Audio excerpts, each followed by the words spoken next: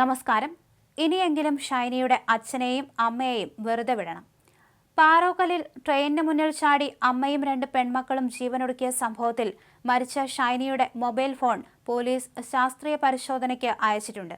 കേസിൽ തൊടുപുഴ ചുങ്കം ചേരിയിൽ വലിയ പറമ്പിൽ നോബി ലൂക്കോസിനെ ആത്മഹത്യാ പ്രേരണാകുറ്റം ചുമത്തിയാണ് പോലീസ് അറസ്റ്റ് ചെയ്തത്.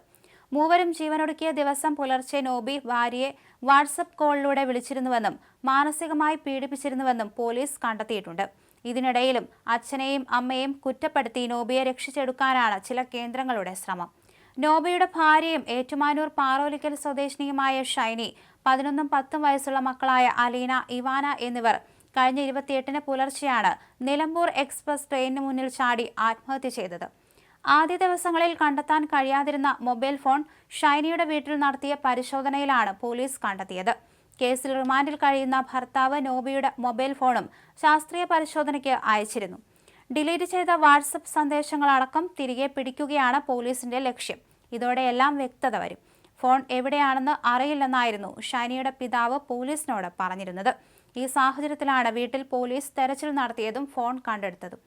ഷൈനിയുടെ ഫോൺ ലോക്ക് ചെയ്ത നിലയിലാണ്. ഭാര്യയ്ക്ക് ചില വാട്സപ്പ് സന്ദേശങ്ങൾ അയച്ചതായി നോബി സമ്മതിച്ചിട്ടുണ്ട്. ഇത് കണ്ടെത്തുക അന്വേഷണ സംഘത്തിന്റെ പ്രധാന ലക്ഷ്യമാണ്. ഇതിനിടെ ഭർത്താവിൽ നിന്നും താൻ വലിയ തോതിൽ മാനസിക പീഡനം ഏൽക്കുന്നുണ്ടെന്നും ജീവിതം പ്രതിസന്ധിയിലാണെന്നും കാണിച്ച് മരിച്ച ഷൈനി കൂട്ടുകാരിക്ക് അയച്ച ശബ്ദ സന്ദേശം പുറത്തു വന്നിരുന്നു. ഇതെല്ലാം മറുനാടനാണ് പുറത്തുവിട്ടത്. കുടുംബശ്രീ ലോണിലെ ചതിയും നോബിയുടെ ക്രൂരതയായിരുന്നു.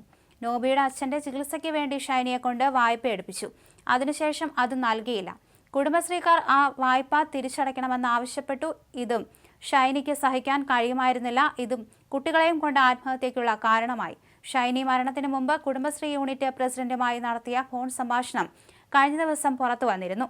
കരിങ്കുന്നത്തെ കുടുംബശ്രീ യൂണിറ്റിൽ നിന്നെടുത്ത വായ്പ തിരിച്ചടയ്ക്കാൻ വഴിയില്ലെന്നും ഭർത്താവ് പണം തരാത്തതിനാലാണ് തിരിച്ചടവ് മുടങ്ങിയതെന്നും ഷൈനി വ്യക്തമാക്കുന്നു. സ്വന്തം ആവശ്യത്തിനെടുത്ത വായ്പയല്ലെന്നും വിവാഹമോചന കേസിൽ തീരുമാനമായ ശേഷമേ നോബി പണം തരുവെന്നും ഷൈനി പറയുന്നുണ്ട്.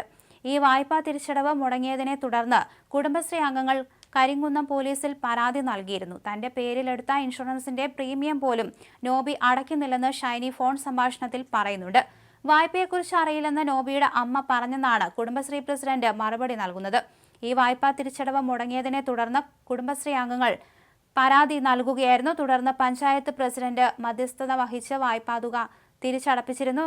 ഷൈനി ഇനി 1,26,000 രൂപ തിരിച്ചടയ്ക്കാനുണ്ടെന്നാണ് കുടുംബശ്രീ അംഗങ്ങൾ വ്യക്തമാക്കുന്നത്. തന്റെ മകനും ഷൈനിയുമായി ഒരു പ്രശ്നവുമില്ലെന്ന് നോബിയുടെ അമ്മ മറുനാടനോട് പറഞ്ഞിരുന്നു. ഈ അഭിമുഖത്തിൽ അമ്മയുടെ വിശദീകരണം പച്ചക്കള്ളമെന്ന് തെളിയുകയാണ് കുടുംബശ്രീക്കാരുടെ വിശദീകരണം.